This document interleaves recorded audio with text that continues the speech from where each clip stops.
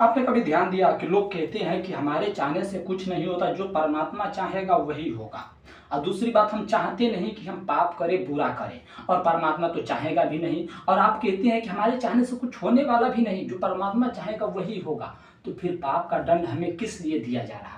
अब परमात्मा तो कभी चाहेगा नहीं कि हम पाप करें, तो फिर ये पाप कौन करा रहा? परमात्मा तो कराएगा नहीं। और आप कह रहे हैं कि आपके चाहने से भी कुछ होगा नहीं, परमात्मा ही सब कुछ कराने वाला है।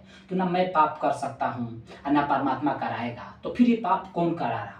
तो बहुत सारे चिंतकों, जो चिंतक थे, दार्शनिक थे, विचारक थे, वो ज्ञान दिए कि एक राक्षस है, देवी राक्षस दानव है, वो हमसे करा लेता है।